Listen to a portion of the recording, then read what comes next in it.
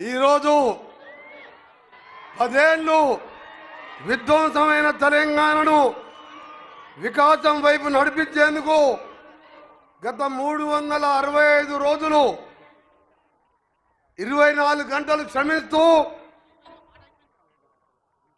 ఈరోజు పోయిన సంవత్సరం ఇదే 7వ తారీఖు రోజు గౌరవ ముఖ్యమంత్రి మన ప్రియతమ నాయకులు రేవంత్ రెడ్డి గారు ప్రమాణం స్వీకారం చేసిన రోజు ఇది. చరిత్రలో మర్చిపోలేని రోజు. అందుకనే నేను సీఎం గారి దగ్గరికి వెళ్ళి, సీఎం గారు ఈరోజు మా నల్గొండకు రావాలంటే, అన్నా తప్పకుండా నల్గొండ అన్నా నువ్వన్నా నాకు ఇష్టం, తప్పకుండా మొదటి సంవత్సరం సెలబ్రేషన్స్ నల్గొండలే చేసుకుందామని చెప్పి వచ్చిన మా గౌరవ ముఖ్యమంత్రి గారికి స్వాగతం సుస్వాగతం పలుకుతూ, మీ అందరూ నా ప్రాణం కంటే ప్రేమించే వాళ్ళు మీరందరూ కూడా నాకు ప్రాణం కంటే నన్ను 3 దశాబ్దాలుగా నడిపిస్తూ కష్టాల్లో బాధల్లో నేను ఎక్కడ ఉన్నా నా వెంట నడుస్తూ నాకు అండగా ఉన్న మీ అందరికీ ముందుగా చేతులు జోడించి నమస్కరిస్తూ, నేను మీలో ఒకరిగా కష్ట సుఖాలలో మీ ఇంట్లో సంతోషం ఉన్నా బాధలున్నా పిలిచినా పిలవకపోయినా మీలో ఒకటిగా ఇక్కడ మీరు నన్ను 5 సార్లు ఎమ్మెల్యేగా గెలిపించుకొని మధ్యలో ఒకసారి ఓడిపోయినా మళ్ళా ఈరోజు 5వసారి కూడా మంచి మెజార్టీతో గెలిపించిన మేము మీ రుణం ఈ జన్మలో కాదు కదా వచ్చే జన్మలో కూడా తీసుకోలేని అనిపిస్తుంది. కానీ ఆ రోజు వైఎస్ రాజశేఖర రెడ్డి గారు ముఖ్యమంత్రిగా ఉన్నప్పుడు మీ అందరినీ కూడా 2 పంటలకు నీళ్లు ఇవ్వాలని ఎస్ఎల్బిసి సొరంగ మార్గాన్ని కొట్లాడి మొదలుపెట్టి 2000 కోట్లతోని 65% ఆ రోజు పూర్తి చేసుకున్నాం. బ్రాహ్మణ వెలువల ప్రాజెక్టుని ఆ రోజు 75% పూర్తి చేసుకున్నాం.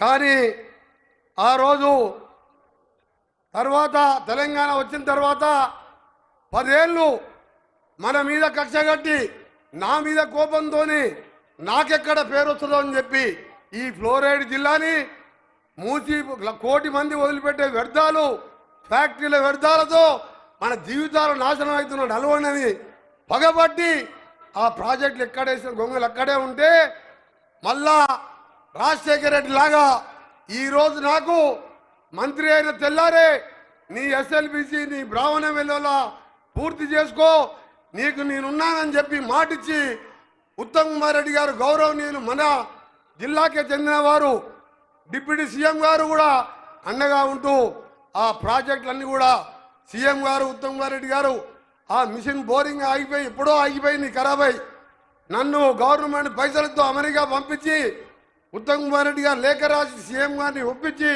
సీఎం గారు కూడా పొయ్యికి ఆ కంపెనీతో మాట్లాడి ఈరోజు 2వ బోరింగ్ మిషన్ కూడా రిపేర్ చేస్తున్నాం. వచ్చే నెలలో జనవరి 2 చివరిలో పూర్తి చేపించి మరో సొరంగాన్ని మొదలు పెడితే 2 సంవత్సరాలలో కాకపోతే ఇంకా 3-4 నెలలు ఆలస్యమైనా దాన్ని పూర్తి చేపిస్తానని గ్రీన్ ఛానల్లో పెట్టి ఈరోజే బ్రాహ్మణ వెలువ ప్రాజెక్టు కూడా అది కూడా ఫ్లోరైడ్ మండలం నగరికల్లు నల్గొండ కాన్స్టిట్యూన్సీతో 1,00,000 ఎకరాలు నీళ్ళిచ్చే ప్రాజెక్టు దానికి కూడా ఈరోజు వారి చేతుల మీదుగా ఇప్పుడే శంకుస్థాపన చేసి రైట్ లెఫ్ట్ కెనాల్ కూడా చేసి 3-4 మాసాలలో అక్కడ కూడా 1,00,000 ఎకరాల నీళ్ళు ఇవ్వడం జరుగుతుంది.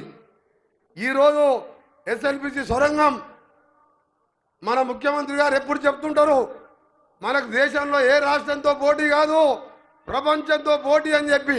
ఈ సొరంగం పూర్తి అయితే మన గౌరవ మంత్రి గారే కాదు మన ముఖ్యమంత్రి గారు కూడా ఇవాళ దేశంలోనే కాదు ప్రపంచంలోనే పొడవైన సొరంగం, దాన్ని చూడడానికే వేలాది మందిగా వస్తారు. 4 లక్షల ఎకరాలకు శాశ్వత ఫ్లోరైడ్ పరిష్కారమే కాదు సాగునీరు తాగునీరు ఇచ్చే సొరంగం అది. దాన్ని అందుకనే రాజశేఖర రెడ్డి గారు శంకుస్థాపన చేస్తే ఇవాళ గౌరవ ముఖ్యమంత్రి రేవంత్ రెడ్డి గారు దానికి సంబంధించిన నిధులు ఇచ్చి ఉత్తమ్ కుమార్ రెడ్డి ఎప్పుడు రివ్యూ చేస్తూ దాన్ని పూర్తి చేయబోతున్నారు. అందుకనే సొరంగ మార్గానికి RRR అని పేరు పెట్టుకున్నా నేను, రాజశేఖర రెడ్డి రేవంత్ రెడ్డి గారని. ఎందుకంటే ఆయన శంకుస్థాపన చేస్తే వీరు ప్రారంభించి మన ఉత్తమ్ కుమార్ రెడ్డి డిప్యూటీ సీఎం గారి చేతుల మీదుగా 2 సంవత్సరాలు దాన్ని పూర్తి చేపిస్తామని మీ అందరికీ ఎందుకంటే ప్రపంచంలో ఇలాంటి సొరంగం ఎక్కడ లేదు. ఎన్నికల ముందు దేవరకొండకు వచ్చి కేసీఆర్ గారు 2014 ముందు ఇక్కడనే చేసుకొని కూర్చుంటా, దీన్ని వెంటనే పూర్తి చేస్తా అని చెప్పి కూలిపోయే కూలేశ్వరాన్ని కట్టిండు. అంటే కాళేశ్వరం అది కట్టిండు, కూలిపోయింది. 1,73,000 కోట్లు. ఒక 2,000 కోట్లు ఇస్తే సొరంగం అయిపోతుండే. 300-400 కోట్లు ఇస్తే బ్రాహ్మణ వెలువల ప్రాజెక్ట్ అయిపోతుండే. మన జిల్లా అంటే అంత కసి. ఆ కసినే మన ఎన్నికల్లో 11 మంది ఎమ్మెల్యేలు, 2 ఎంపీలు, ఎవ్వరు కూడా 50,000 తక్కువ మెజార్టీ లేకుండా గెలిపించిందంటే మీరు మన జిల్లాని ఎంత నష్టపరిచిండో, మన జిల్లా అంటే ఎంత అసహించుకుండో కేసీఆర్ పరిపాలన చూసాం. అందుకని ఈరోజు మీ అందరు కూడా నేను ఎక్కువ మాట్లాడాలంటే రోజు సీఎం గారితోనే ఉంటాం, ఎప్పుడు కలుస్తుంటాం. ఈరోజు నల్గొండ కాన్స్టిట్యున్సీకి సంబంధించి అన్ని పనులు మీ దగ్గర కనగల్ మండలంకి వెళ్ళి వచ్చిన వాళ్ళు ఉన్నారా? మీకు జూనియర్ కాలేజ్ మీ పిల్లలు ఎక్కడ చదువుకుంటున్నారు? నల్గొండకు వస్తున్నారు 40 కిలోమీటర్లకు వెళ్ళి. దానికి అడగగానే కారులో పెద్దపల్లికి పోయేటప్పుడు హెలికాప్టర్లు అడగంగానే తిప్పర్తి వాళ్ళు ఉన్నారు కదా ఇక్కడ, అడగంగానే 2 జూనియర్ కాలేజీలు ఇచ్చి వచ్చే సంవత్సరానికి వెళ్ళి దాన్ని ప్రారంభించుకుంటున్నాం. ఇవాళ 300 కోట్లతో మెడికల్ కాలేజీ ఓపెన్ చేసుకున్నాం. 40 కోట్లతో నర్సింగ్ కాలేజీ శంకుస్థాపన చేసుకున్నాం. త్వరలో తప్పకుండా ఈరోజు మొదటి సంవత్సరం నుంచి వారు ముఖ్యమంత్రి అయ్యి తప్పకుండా మనకు డెంటల్ కాలేజీ కూడా ఇస్తారని చెప్పి వారు హామీ ఇచ్చే అవసరం లేదు. వెంకరెడ్డి గారు పోయి అడిగిందంటే అన్న నీకు ఏదంటే కావాలంటాడు. నాకు అదే అంటాడు, నువ్వు తెలంగాణ కోసం అందరూ పదవులు వదిలిపెట్టి మళ్ళా బై ఎలక్షన్లు వస్తే నువ్వు మంత్రి పదవి రాజీనామా చేసి మళ్ళా పదవి తీసుకోలేదు, నీ కాన్స్టిట్యున్సీకి నష్టం జరిగింది, నీకు తప్పకుండా అండగా ఉంటానన్ను. డెంటల్ కాలేజీతో పాటు మనందరూ కూడా ప్రేమించి పూజించే లతీఫ్ షా ఖాద్రీ ఘాట్ రోడ్ కూడా ఇవాళ ఉదయమే జీవో ఇచ్చి మనం ఎప్పుడు కూడా దర్గాకు లక్షలాది మంది పోతుండం. పెద్దవాళ్ళు వయసు ఉన్న వాళ్ళు పైకి ఎక్కలేరు. దానికి కూడా 140 కోట్లు శాంక్షన్ చేయడం జరిగింది. ఇలా చెప్పుకుంటూ పోతే ప్రతి ఒక్కరికి కూడా మీకు మాటిస్తున్నాను నేను, తప్పకుండా మీ అందరినీ మన కాన్స్టిట్యున్సీ కాదు, మన ఉత్తమ్ కుమార్ రెడ్డి గారు ఇరిగేషన్ శాఖ మంత్రిగా బట్టి గారు పాదయాత్రలో మన జిల్లా అంతా చూసిండు. వారి సహకారం, ముఖ్యంగా ముఖ్యమంత్రి సహకారంతో శివన్నగూడెం ప్రాజెక్టు కానీ బస్వాపూర్ కానీ గంధమల్ల రిజర్వాయర్ పూర్తి చేసి ఇప్పటికే సాగర్ నీళ్లతోనిది ఈరోజు మనం మిర్యాలగూడ, కోదాడు, హుజూర్ నగర్, సాగర్ కాన్స్టిట్యున్సీ నీళ్ళు వస్తున్నాయి. ఈ 8 కాన్స్టిట్యున్సీలకు సాగునీరు లేదు. మనకు బోర్ వేస్తే 1500 ఫీట్లు నీళ్లు పడవు. పడ్డా పచ్చడి డ్రైనేజీ నీళ్లు, మూసి నీళ్ళు వస్తాయి.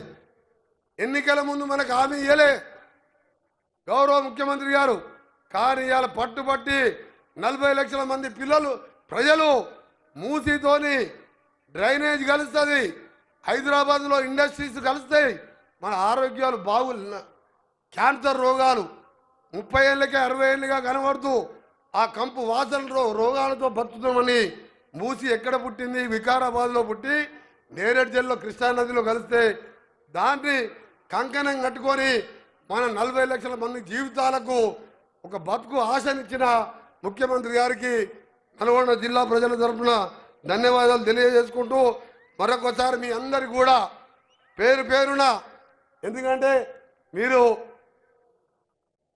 తెలంగాణ 10 సంవత్సరాలు కేసీఆర్ ఏం చేసిండో, సంవత్సరంలో మనం ఏం చేసినామో గౌరవ ముఖ్యమంత్రి గారు చెప్తారు. కాబట్టి నేను నా కాన్స్టిట్యూన్సీతో పాటు నల్గొండ జిల్లా మంత్రిగా నేను ఉత్తమ్ కుమార్ రెడ్డి గారు నల్గొండని బంగారు కొండగా చేయడమే లక్ష్యంగా పెట్టుకున్నాం. మేము ఒకటి, నల్లగొండ అంటే పోరాటాల గడ్డ, రజాకారులను తరిమి కొట్టి మనను రావి నారాయణ రెడ్డి లాంటి పోరాట యోధులను చూసినాం. మనం మల్లు స్వరాజ్యం, ఆరుట్ల కమలాదేవి, ఆరుట్ల రామచంద్రారెడ్డి, ధర్మాభిషన్ లాంటి వారు చూసినాం మనం.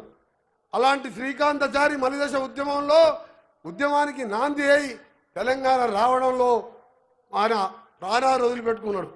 అలాంటి జిల్లాని ఇలా కాంగ్రెస్ కంచుకోటగా ఉన్న జిల్లా ఇది. తప్పకుండా పెద్దలందరి సహకారం, మంత్రులందరి మన హెల్త్ మినిస్టర్ సహకారంతోనే ఇవాళ ఇంత మంచి హాస్పిటల్ ఎక్కడ కూడా లేదు, మెడికల్ కాలేజ్.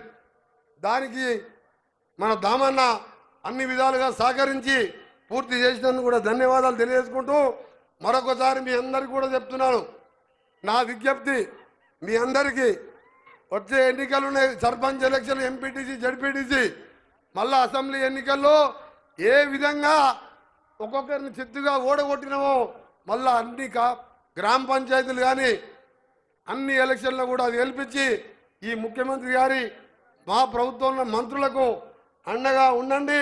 ఈ 4 ఏళ్ళే కాదు 5 ఏళ్ళు కూడా మళ్ళా వచ్చే అధికారం మనదే. కేసీఆర్, కేటీఆర్, హరీష్ రావు గురించి మాట్లాడితే నా గొంతు దండిగా ఆ సమయం వేస్ట్. ఎందుకంటే కేసీఆర్ అని మనిషి లేనే లేడు. ఆయన సంవత్సరం ఓడిపోతే పోయి ఫామ్ హౌస్లో పండుకుంటారా? 30 ఎమ్మెల్యేలు ఉన్నారు కదా, బయటకు వచ్చి మాట్లాడచ్చు కదా.